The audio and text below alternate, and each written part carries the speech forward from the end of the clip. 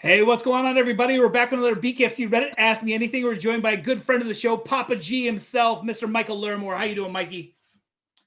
Awesome, my man. How are you? It's good to see you, bro. Good. I got big shift popping. I didn't take the shirt to Dubai, and I wish I had because all the coaches were wearing theirs, and I would have fit in a little more. So Now you know, man. You fit in no matter what, them. you know what's great is like I finally got to meet some of the shift people, and I've met some shift people before, but I finally got to meet the three-headed monster. I never met the coaches before, and we Yeah, clicked. You know what I mean? We clicked, and it was so awesome. yeah, man. I hear that from a lot of people. They're real personable and they're just good dudes, man. I'm real grateful to be able to call them friends. Awesome. All right, guys. So listen. So Michael has an idea. He wanted to ask me some questions too. I have some questions. You have a fight coming up. This is about you. No one cares about me. Like if you know, but you want to ask questions. So I figure I got some questions for you. You have some questions for me. Maybe we'll kind of do like a back and forth. How did you want to run it, Mike? Yeah, dude. Let's run it like that. I like that. That makes for I think probably a better flow of a conversation. All right. So the first question. This one's coming from Jihad. He said, "Ask him if he ever gifted me a lottery ticket." Listen, man. Hard. I am the lottery ticket, brother. But this was a conversation that was had amongst many of us at the gym just a few days back because I had Okay. jokingly him to I told him to pick me up a lottery ticket, and he sends me this whole thing about why he can't ever be the one to give somebody a lottery ticket. Long story short, he's selfish. Don't ever ask him for a lottery ticket. Like I've said this before, like one of my favorite things about Jihad is he texts and writes you replies the same way he talks in real life, and how he talks and is just so cool, but like kind of like fucking arrogant, cocky shit talking to like, and I love it. Yeah, dude, that's just Jihad, man. He means well, but he be hurting folks' feelings without even realizing it. It's so funny. You want to see something funny? Watch him and Borga. Like I sometimes I'm like these two don't God. like each other. They hate each other sometimes. They love each other, and that's why they act like that, dude. It's like brother and sister. All right, so you're up. What's your question, sir? All right, so this one is coming from Sideshow Anna, old split tongue herself. She has two questions. The Oh, first one: perfect. does the carpet match the drapes? No, no, no, no. It's funny. I was actually sponsored by Manscaped at one time. I did like a commercial. They paid me. They gave me money to make them like a video, and they never posted it. But they paid me for it, so whatever. But no, the carpet does not match the drapes. They were probably hoping to see your balls or something, and that's They why they didn't. they were. And her second question is: I don't know the context of this one, but typically Anna has no context to the words that come out of her mouth. Sure. So she wants to know: has a baby snake ever bit your nips? No, you know what? I've been lucky. I've had three teeth from a snake bite me one time. I was feeding like a 7 foot red tail boa, and it struck, and it just barely missed my arm, but like a couple teeth grazed me, and grabbed the rabbit. But the only thing that's ever bit me, I've been bit by the alligator. I've been bit by like a big alligator and little gators, on purpose plenty of times. But I've never Yeah. been bit by a snake. Uh, how bad would you say the alligator bite was? I mean, have I ever sent you the video? I have it. Like it was on TV. Like it was all over. Oh, dude, it was like I, I'm sorry, I didn't hear you. you got to send that to me. I will. So it's funny because like I had some videos start going viral, but when I got bit by the alligator, my stuff went so viral, and I made a lot of money off that bite. And like I mean, it changed my life. I worked in the funeral industry. I was able to quit working in the funeral industry, do social media full time, and everything took off. Oh, dude, I want to say, were you featured on Ridiculousness, or I am I just? was. Yeah, Yeah, I remember that now. That's fucking crazy, dude. I must have seen that when I was like 14 years of age. but we were on ridiculousness, but we weren't on ridiculousness for failing, and it wasn't for alligators. My buddy and I were actually on ridiculousness because I lit his feet on fire, and then he did a backflip on the slack line. It was crazy. And what sucks is I put that clip on YouTube, and ridiculousness flags it every time. So like anytime I put it up, they flag it, which sucks. Oh, that's crazy, bro. That's your material.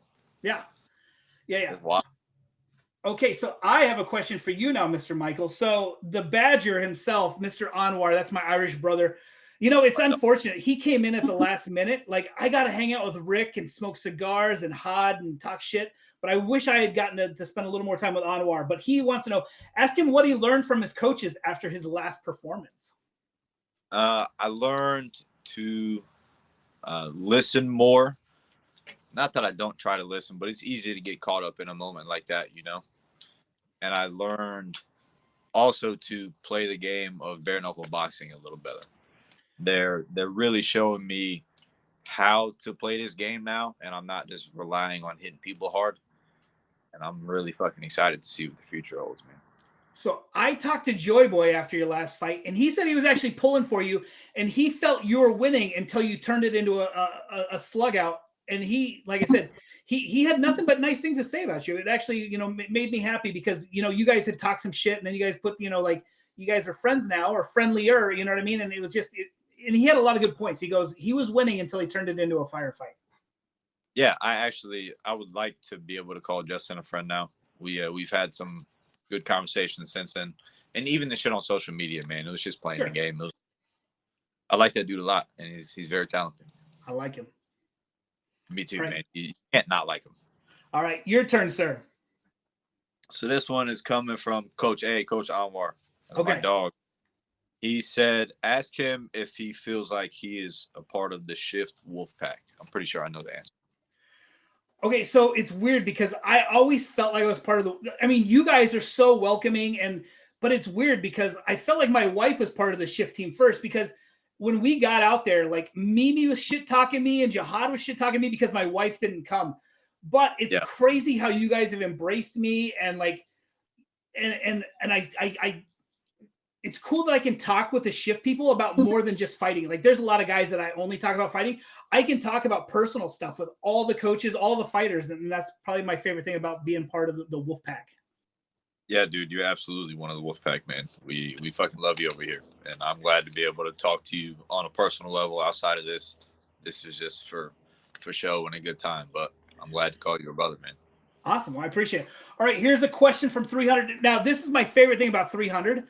I could say, hey, look, do you have a question? And he won't send me a question. He will send me a fucking list of questions. And like, that's what I love about him. You know, Jihad sends me one, Anwar sends me one. 300, he cares about you guys and he wants you guys to succeed. So he sends stuff that like he thinks that people are going to want to know. He said, what are your top 3 sushi rolls? I love it. He always asks the good questions, man. He knows I get down on sushi. So my top 3 sushi rolls, undoubtedly a dynamite roll. Don't ask me what's in it right now, bro, because I'll fumble fuck that all up. Good though. Spicy salmon roll. And then we'll go. Damn, I don't want to just come up with one and lie to you. I gotta really think about it. Let me ask you this. Have you ever eaten uni, the sea urchin? Like that looks like a tongue. It looks like a yellow tongue, basically. Have you tried that before? Like certain type of textures. So Okay. that one probably won't happen. But the third one, we'll say I like a Philly cheese roll. Philly roll. Simple, like a simple one. Yeah, absolutely. One of my favorite things to do is go to all you can eat sushi places and just see how much I can cost those people. Bro, I'll probably, on my best day, I'll probably put down like 35 pieces of sushi. No problem. Easy money, bro. Do you want another Rick question? Like I said, Rick sent me like 5 or 6. Do you want another Rick question or do you? Okay. Okay, here's another Rick. What is the funniest thing you've ever seen at the Shift gym? Oh, fuck, bro. Honestly, any given day could be the funniest day. Like I just told Jihad 2 days ago when he sent me that dumbass voice message, that was the funniest shit I ever heard him say. Because he fucking went off. So the context behind it is he always gives us like a stupid specific arrival time. So I hit him like, yo, you pulling up at 4:24 and 37 seconds today? He's like, nah, today I'm gonna be there at I think he said like 4:32. I'm stopping to get a Polar Pop and a lottery ticket. I said, LOL, bet. Just make sure you hit me with a lottery ticket. And then he sends a whole minute of this is why I can't buy you a lottery ticket because up to like 10, 20,000, I'm gonna be happy for you. But after that, I'm gonna want my fucking ticket back. Why do you do a really good Jihad impression? Can you do any of the impressions of the other coaches? Like that, I literally thought I was. If I wouldn't have seen your face and those words coming out of your mouth, I would have thought I was talking to Jihad. Coach Anwar would be like, "Yeah, that's it, son." I hear Coach Anwar in my voice, my high ass, in my head all day, dude. I'll be running, and I'll be like shadow boxing, and I'll roll. That's it, son. That's sharp. That's it, son. I love it. 300 would be like, "Yeah, baby, that's it. Here you go. That's clean. That's it, Mike. We working." Yeah. One more round. One more round. Yes, sir. Jihad is just, man, you suck. You so slow, Mike. You couldn't punch me if I had my eyes closed. Motherfucker, man. I got hit once. I remember I got hit once. I got tired one time, Mike. You think I went to bed? Fuck no. All right. I need to stop laughing. So you give me a question for a second. Oh, my face hurts. This one's from Hod himself. Okay. Hod Press, right? If you had to debut against somebody from Shift, who would it be and why? Anna. I want to fight Anna, I think, because, you know, the snake thing, the reptile thing, you know, Yeah, who, I don't know. I don't know who I'd fight. Like, here's the thing. I don't like getting hit hard. And you guys got a bunch of dudes who hit hard. You know, if you had a dude on the team that had like pillow hands, maybe that, you know what I mean? Pillow hands. Yeah. I'm trying to think. Now, man, I don't think anybody with pillow hands is allowed in that gym. So he got nobody for you. No, and literally you think about it. Jessica Borga? Fuck no. Crystal Pittman, I saw Crystal Pittman hit Sydney Smith so hard. I was like, no, she's going to be a handful. That Claudia Zamora fight is going to be really telling. I'm excited to see that. You got Jared Warren. He cracks people. Dave Mundell, like, no fucking thanks. I got you. I see you sleep people. Like I said, Anna. Like, I'm going to say Anna. Or, you know what? Like, Hod, I'd probably beat up Hod. I want to take a shot at Hod. You know, I saw Borga hurting him. You know, just swinging at him. He was wincing. So I think beating him up, bro. Coach, I didn't say that, man. They tell me I kiss his ass too much, but I'm the only smart one on the team, bro. We got a good thing going, man. One of my favorite things too is every time I talk to him, you know, the coach is like, "Hey, we got somebody new in the gym, and this person." I'm hearing rumors about a heavyweight. They won't even give me the dude's name, but I'm hearing about a heavyweight that's going to make a splash in BKFC soon. Yeah, man, that motherfucker is a problem. I'll tell you that. That dude is so fast, so sharp, and so seasoned. Them heavyweights ain't ready for it, man. I can't give you the name. No, exactly. Like, and I'm part of the wolf pack. But dude, here's the other thing that was cracking me up is the guys would be like, "Yo, you can't say this in front of Gator because he's the media." And I was like, "Look, if you tell me like, hey, you can't post this shit, I don't say it." You know what I mean? It's one of those, like, I respect that, and I respect that with all the, like, I hear a lot of stuff, and a lot of people are like, "Hey, I'm going to tell you this, but don't say anything." And I don't. I take that shit to my grave. So yeah, man, I can personally attest to that. Absolutely. Okay, so another question. What is your favorite cigar? I feel like we've talked about this before, and I really want to smoke cigars with you. Yeah, we have to, man. My favorite cigar is this. I can't remember the cigar name because it's an inclusive one. It's at my sponsorship Fusion Cigar Lounge. It's at their shop, and it's a honey cigar. Ooh. It's just so nice, bro, with like a light roast coffee. Oh my goodness, man. Shout out Fusion Cigar Lounge. I'm gonna give me a couple after this one. So one of the things I was really looking forward to when we went to Dubai, I was looking forward to trying Connor's beer and trying Connor's cigars. It was unfortunate that Tommy was fighting Kai because we both know, like, Kai is like mini Connor, like they love each other, which is fun. You know what I mean? Like, and not in a bad way. I mean, like, you know, Kai is very successful. Connor is very successful. I really wanted to try his beer and his cigar, but when, you know, like Tommy got dominated by Kai. So we went back and Kai and those guys are, you know, drinking beers and smoking cigars. And I wanted so bad to go to the after party, but, you know, like I feel like I ride or die with my teammate. And he didn't win, so I was hanging out with him. But fuck, I really wanted to try that Notorious cigar and that beer. I respect that, man. I will. I'll try to get one for you. It'd be really cool if Connor came to the Clearwater show, man, because if he doesn't, he's gonna be missing out. The other thing that was unfortunate was like I was hoping that like Connor like right before our fight opened the door and was like, let's fucking go, get out, and it pumped us up. But I was hoping he would have came in and took a picture with us because literally I don't think people realize like literally you're here and then they walk you to here and then you're in the ring and then they get you the fuck out of there and you really don't have a time to take a picture or do anything. Quick, man. That's the crazy thing about this shit is like we spend 8-10 weeks in anticipation of this shit. And then it feels like on fight night, you're waiting forever. And then in a matter of sometimes a whole 10 minutes, it's all gone and passed. And you won or you're lost. And you're just fucking moving on with your evening, man. It's fucking nuts, too. I was telling Kamosi this, but we're at the weigh-ins and we're with all the fighters. And Connor comes through with his security detail, and you're thinking, all right, well, look, we're with all the fighters. Like, they'll be relaxed. Connor's people were not relaxed. Connor's people were just fucking, shoving people out of the way. He's coming through. And I was hoping that, he'd take pictures with all the fighters and their teams too. And it was not. It was like, get the fuck out of the way. Connor's out of here. So. Yeah, I'm not surprised at all. That man cannot sit still to save his fucking life. We know why. But he likes to move real fast. Yeah. It's one of those things I really wish that like, I wish that wasn't the case because I feel like when you see Connor and he's sober and I don't know, maybe he's not 100% sober, but anyway, when you see him, he's a great showman and he talks up the stuff. And then you can tell when he's had a little bit too much supplements and it gets to be a bit too much. And it's so unfortunate because I think he could do great things. And I just wish that he could find that little bit of balance. I agree, man. I was lucky enough to get him when he had, we'll say, calmed down a little bit. And I had a real conversation with him in Sturgis. But the rest of the evening, as far as I could tell, he was real energized, you could say.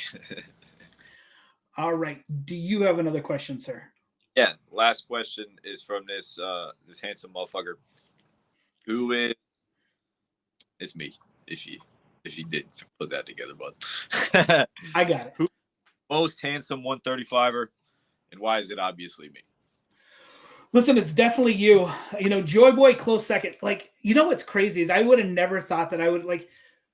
I don't have a lot in common with 135. I haven't seen 135 pounds since I was like in 8th grade. You know what I mean? So like, I wouldn't think that I would fuck with you guys so much. But Keith Richardson, listen, I love talking to Keith Richardson. I love talking to Joy Boy. I love talking to you. Like you 35ers, like you're some great people. It's definitely you though. I mean, you look nice. Like everything about you. Sorry, go ahead. I said it's got to be, bro. Yeah. And we wear the same wedding ring. I would, like I almost wonder sometimes if we're married, but we're not. I mean, we are. We just ain't got to tell everybody that. Whoever's in this chat gets it, but beyond that, they can just mind their business. Right. All right. Well, I got a couple more from 300, and then I guess you want to talk about the boring shit about the fight first, or do you want me to keep going with questions from the? I trust your flow, man. It's up to you. All right, let's do one more of this, and then we'll talk about. Okay, does he now warn his neighbors that he is watching the fights after Borga's win in Dubai? Dude, I shot up out of my seat so hot, so fast. Was that from 300? Yeah. Bro. So luckily for me, my upstairs neighbor, shout out Tito. He's I think he's like 82 years old now, but he used to box back in Cuba, so he fucking loves it. That guy watches almost all of my fights. Awesome. So they don't give a damn what I do, bro. They expect me to scream when my homies get fat dubs. Watching Borga was crazy because again, I was watching it from backstage. We were the next fight, and I'm watching it on the camera, and Borga smokes her, and watching, and it was so awesome to see all the work that she had put in. And listen, again, she's a fucking psychopath, and I watched her like be completely moody one day and happy the next day. You know what I mean? Like just all the emotions that she had going in. And to be able to watch her be so excited with the shift coaches and then be one of the few lucky people right when she was coming out, I got to see her while she was still amped up from being in the ring and give her congratulations. It was magical. Yeah, dude. She's a really good teammate, man. She's there for all of us. She fucking, like, her first day back, she brought us all a bunch of Gatorades and restocked the fridge. Like, she's the people's champ, dude. I love Jessica, man. She's a good homie. He wins a championship. She's got like a dozen jobs, I feel like, and she's already back in the gym. And let's be honest, I don't know who the fuck they're gonna have fight her. I mean, there's nobody else in the weight division. And if you're a woman who's either at 35 or 55, there's no way you're like, yeah, I would take her on at 45. And nobody's excited to get fucking punched by her, dude. No. Okay, so let's talk about Ace of Spades. You have a big fight coming up. I think it's kind of interesting that you actually I feel like you made the Ace of Spades fight happen. You were looking for somebody, you suggested, you threw his name out, and that name stuck. Why was he on your radar? I was curious about him based on his last performance. I know that respectfully Livingston was just an opponent. Sure. But of course, we're in the same weight class, around the same size. And I seen that he was also a man of faith, if I'm not mistaken. I don't know what his walk is like, but I know what my walk is like. And I know I'm a man of conviction. I'm a man of my word. And I'm curious to see the kind of man that he is. It's interesting because, I mean, he's got like that wrestler body. You know, you can tell he definitely did MMA coming up. And I know MMA, you love bare knuckle, but MMA is definitely like your favorite thing. When do we see you fight MMA again? And I think this is what I would love to see. I would love to see you fight somebody bare knuckle and then fight him MMA. Like I would love to see a little bit of that goofy crossover. Sick, dude. Beat him up twice. Yeah, that's actually, yeah, I like that. I had talked to Mundell and Trout, and I said, like, I think it'd be, because Mundell's got hands, you know, I said it'd be cool to watch either Mundell or Trout do a boxing fight and then fight the same person bare knuckle. And Mundell basically said the same thing. He goes, after I beat the shit out of them in one thing, why would they want to fight me and again, you know? Right. Yeah. Like, say Ace, for example, say I knock him out and he's like, I'll do this running back in MMA. I'm also a purple belt, so I might just submit you to be like, hey, that was never going to work as well. I'm very confident in my game overall, and I'm looking to get one or two MMA fights this year, God willing. How much more training is it for MMA though versus bare knuckle? I mean, like, I know you're a busy guy and you got a lot going on. Is it just so much easier to do bare knuckle because it frees up a lot of your time? At this point, like for this camp specifically, I have dedicated a lot more time to this boxing and bare knuckle work. Honestly, I've probably gotten away from my jiu-jitsu more than I would have liked to, but I know weeks back it'll be all good. But I'm able to keep a good balance. Like my next MMA camp, I fully plan on seeing who's still out of stuff. Even if I'm just a little more tired, man, it's worth it because the progress is there. And my teammates are seeing it, and they're telling me, and my coaches are seeing it, and they're telling me, and I just want to keep fucking working, man. Okay, so tell me how you do this. Your last fight, you had a very scary knockout. Like I said, you and I had talked, and I think most people had picked you. You had a very bad knockout. I mean, but how do you put that in the mirror and go like, that's not going to happen again? That was a fluke thing. Like, you fighters are crazy. How do you say like, that was a fluke, it's not going to happen again? I'm not even going to say it was a fluke, man, but the fact of the matter is, I told you this over the phone. I still, to this day, I don't feel like Keith is better than me. He does have more experience, beat me, but the first punch he landed took away my vision. And so I had probably 90% of my vision was double. I was literally seeing two of him and seeing two fast little motherfucker, man. That's a scary thing. Keith is sharp, man. And I remember I'd seen the punch happen and fucking tasted it. And then next thing I know, I'm looking at Big Dan's shoe. And I'm like, hey, why are you picking me? Oh, that fucking landed, didn't it? And I was able to put it together pretty quick. And I did have, of course, a few brief moments of just what the fuck? Sure. But then I remember, like, got caught up in the exchange. I remember landing my little hook. And then I recentered and bing, bing, bing, bing. Fucking four of them down the middle, bro. And that was for sure the sharpest and the hardest I've ever been hit, man. Shout out Keith. But I wouldn't call it a fluke, man. He did what the fuck he needed to do.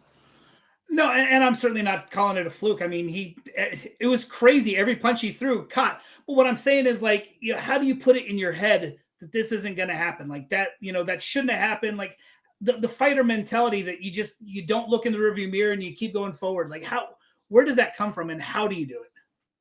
Yeah, I think fighters at the end of the day, fighters are gonna fight, and I just think that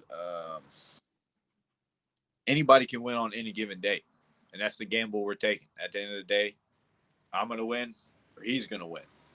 It's not the coaches in there with us, like they're in our ear, of course, but at the end of the day, it's me and this guy, and I love the thrill of winning, man, and honestly, I'm super motivated by the loss. You can ask anybody around me. I'm training harder than I've trained in years. So that was honestly the kick in the ass that I needed. I got a little complacent. I got caught up in the moment, and it recentered me, man. I'm refocused, and I'm on fucking fire, dude. Okay, let's talk about this. You got Joy Boy, who a lot of people say, like, hey, he needs to fight ranked people. He was very specific and he said, look, I guess, his first fight was against a tough guy, but he said, I wanted to go up incrementally. I didn't want to go right to the top of the mountain. You were a guy who had a couple of highlight reel knockouts and you said, I want to go to the top of the mountain. Do you wish you had played it a little slower and maybe built yourself up just a little bit more? No, man, I'm not one of those guys that makes decisions I think I'll regret whether it goes my way or not. At the end of the day, if they were to offer me Keith right after this, I'll say yes, because that's an opportunity, man. And like I said, I believe with any opportunity, any man can win the fight. It's him or it's me. Let's fucking find out, dude. I live for this game, bro, and I live for these moments. I've said it before and I'll say it again. Like I've been dreaming to live what I'm living out now since I was 15, 16 years old, dude. I will never shy away from an opportunity. And shout out Justin though. I like the way he's building himself up and he's making his money, it seems, and I respect his game. Okay, guys. So if you follow PapaG, this will make sense. But let's ask. This is an honest question. Are you better at tennis or fighting? I'm definitely better at fighting. Dude, I feel so awkward when I model for my wife. You have no fucking idea. She does a really good job of like making you comfortable. All of her models will say that, but she's the only reason that looked worth the damn, dude. If oh my gosh, it's so awkward behind that camera for me, dude. I might look all right, but it's all her. She dresses me. She tells me how to stand. I just kind of do what the fuck I'm told, as you do. It's weird because I've been lucky enough to do some TV, and like right now, you and I talking, like I don't even pay attention. There's a camera up there, but when you get like an actual camera and there's a dude with the fucking boom mic and stuff like it's so awkward and weird, and you're like, It, don't fuck up. yeah, it for whatever reason it adds a whole level of stress when it's just a little fucking thing that's going to capture the moment. I don't know. Okay, I got 300 sent some questions, and these questions are just you just need to pick.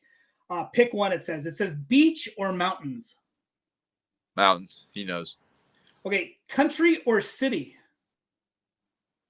These days, country for sure. Seafood or steak.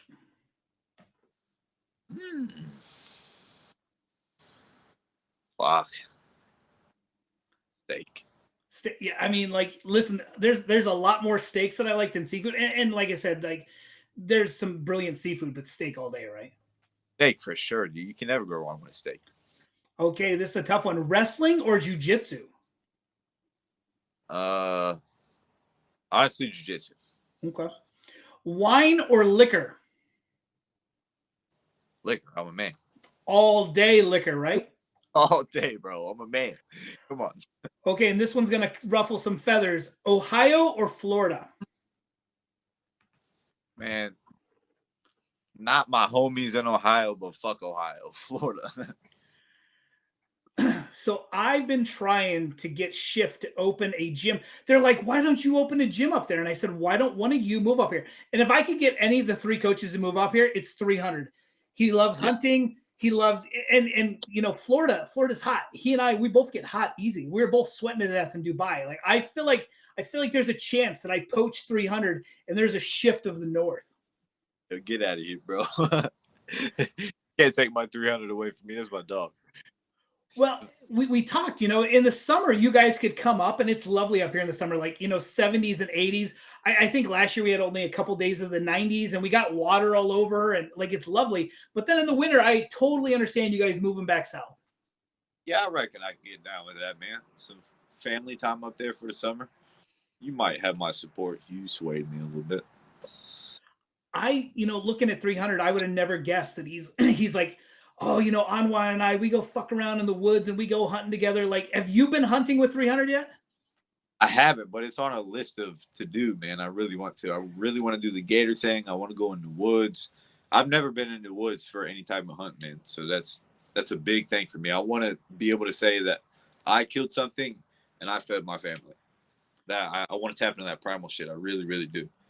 You should talk to Dave at least about. I know Dave really got into the hog hunting.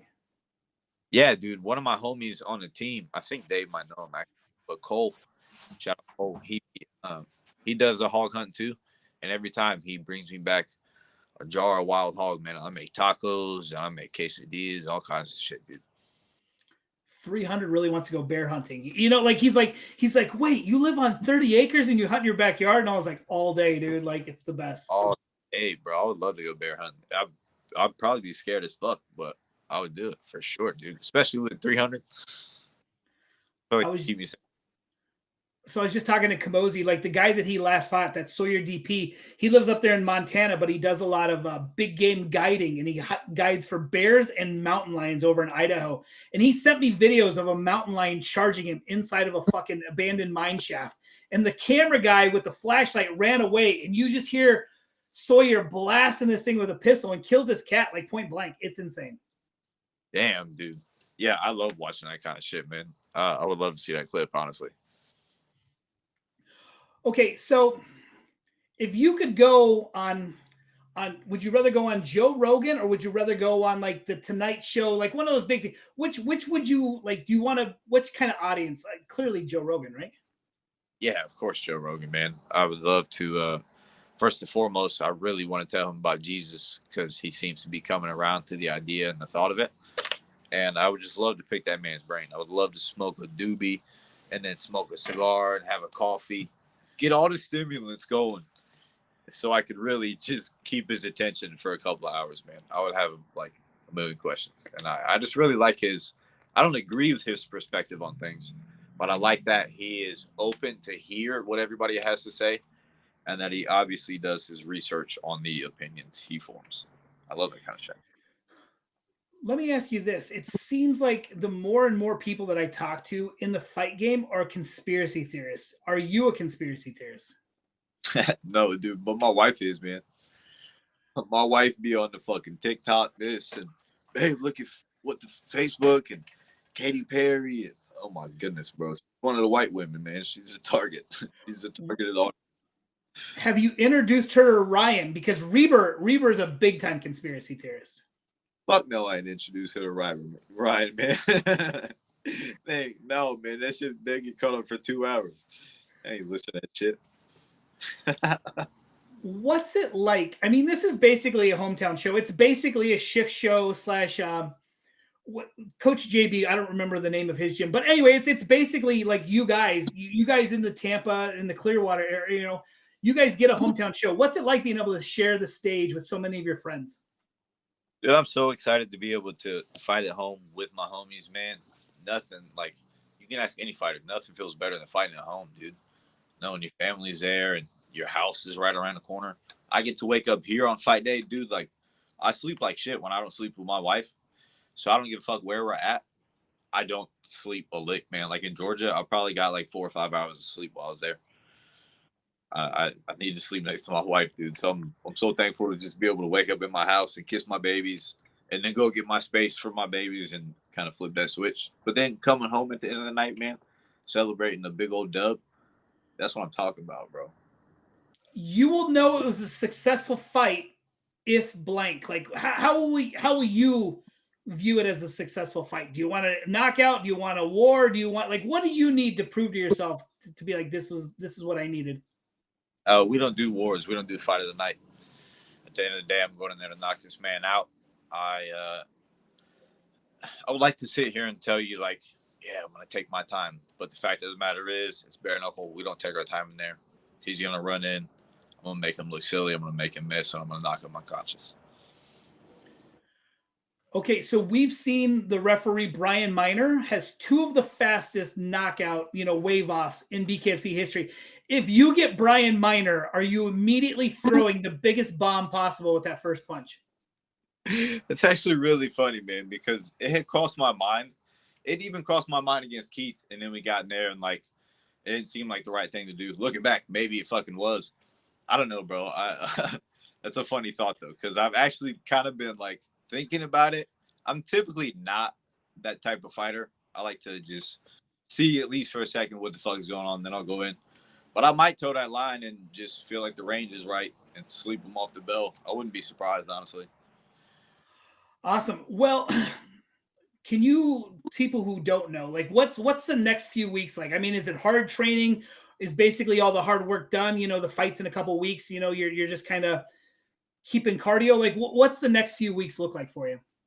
I plan to push pretty hard this week and next. Like I'm running a lot, and I've noticed a lot of growth in my legs this camp, and from thus a lot more punching power. All of the coaches are saying, and I'll push hard up until about Saturday, Sunday, coming of fight week. Probably start resting and taking it easy, doing the cryo stuff Sunday, Monday, Tuesday, and just sweating at that point. But I'm still working pretty hard. Like I'm fueled for all of my sessions. You're good. I can see you still. Oh, Oh. gotcha. Um, sorry, it said backstage, but I'm running every day. I'm hitting 3 to 4 sessions every day. You're I'm doing frozen now. I don't know what you clicked, but now you're frozen. You were good, and then I saw you go up to the camera, and now it's frozen. that was a good chat. Probably. All right. So it looks like we're back. All right, guys. Hopefully everything worked. I don't know what the fuck happened. Like you froze for a second, and then I froze, and I don't know. Are we back on now? We're back on now. Yeah. So don't say anything bad about me. I don't know whose fault that was, bro. That was fucking weird. It was the phone. What was I saying? Oh, I'm pushing pretty hard still. I'm fueled for all of my sessions, and my weight is where it needs to be, but I'm still feeling strong. Like I'm not calorie deficient or anything, and so I fully plan on utilizing that to the fullest capacity. Now, I had heard so we know Jared walks pretty close to weight. I heard like Redneck starting to take training more serious and walk closer to weight. Does that seem like a gym wide thing that you guys are all trying to be more professional in weight, or you're still kind of fat until it gets time to fight? Uh, so like I was doing a lot of lifting after the Keith fight, just because I had felt like I did feel like he was stronger than me in there. Maybe it was just where his punches were landing, but I felt like my strength conditioning was maybe lacking. And so I actually got up to the biggest I've ever been. I still had abs, which was fucking crazy to me, but I got all the way up to 165 around like February time. And then like March, April, I started to trim down a little bit, but I started this camp pretty fucking big, man. And I wouldn't say fat either. No, I know. It's it's crazy what some of you guys cut down though.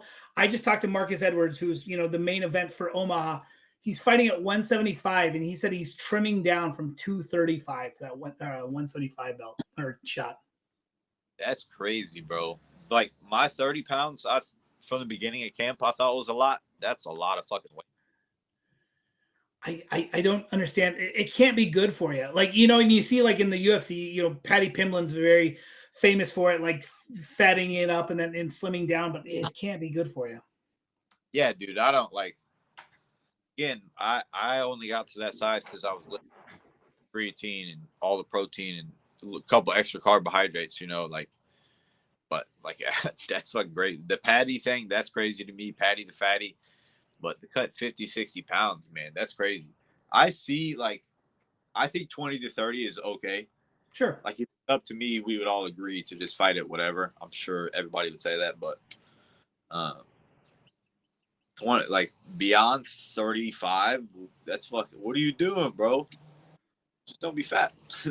I know there was a BKFC fighter that, say fought on Friday and you weigh in Thursday. Wednesday night, he came in and had to cut 20 pounds overnight.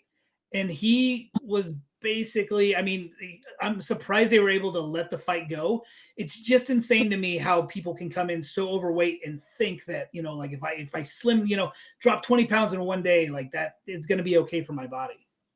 Nah, dude, that's ignorant. Like, admittedly, I think just because of the flight and stuff and my body needing to adjust a little bit, not that it was a super long flight, man, but you know how the body is.